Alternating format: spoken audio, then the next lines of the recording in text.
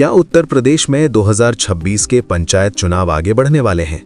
क्या योगी सरकार ने उत्तर प्रदेश की राजनीति के लिए कोई नई बिसात बिछाई है?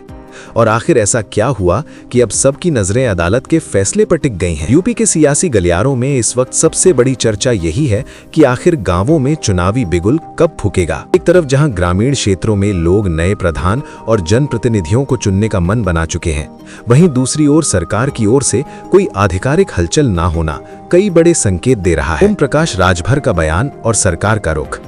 कैबिनेट मंत्री ओम प्रकाश राजभर के हालिया बयान ने इस मामले में घी का काम किया है। राजभर का कहना है कि उन्होंने इस विषय पर मुख्यमंत्री योगी आदित्यनाथ से विस्तृत चर्चा की है। मुख्यमंत्री का मानना है कि चूंकि ये मामला फिलहाल हाईकोर्ट में लंबित है, इसलिए सरकार कोर्ट के आदेश का सम्मान करेगी और उसके निर्देशानुसार ही आगे बढ़ेगी। साफ है कि सरकार फिलहाल चुनाव कराने की कोई जल्दबाजी में नजर नहीं आ रही है। पिछले सप्ताह भी इस मामले की सुनवाई किसी कारणवश टल गई थी, जिसके बाद अब अगली तारीख पर सबकी निगाहें हैं। 2027 का सियासी कनेक्शन।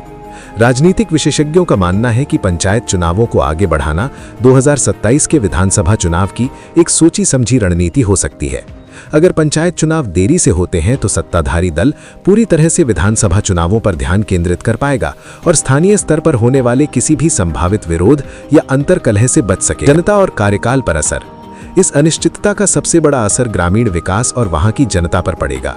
कयास लगाए जा रहे हैं कि अगर चुनाव टलते हैं तो मौजूदा पंचायतों का कार्यकाल बढ़ाया जा सकता है। दिलचस्प बात यह है कि जो ओम प्रकाश राजभर पहले जुलाई तक चुनाव संपन्न होने की बात कह रहे थे, अब वो भी निर्वाचन आयोग और सरकार द्वारा कोर्ट के फैसले का इंतजार करने की बात कह रहे हैं। अब सवाल ये है, क्या पंचायत चुनाव वास्तव में 2027 के बाद होंगे? क्या ये केवल एक कानूनी प्रक्रिया है या इसके पीछे कोई गहरा सियासी दाव है? आप इस पूरे घटनाक्रम को किस तरह देखते हैं? हमें कमेंट बॉक्स में अपनी राय जरूर बताएं। Bureau report.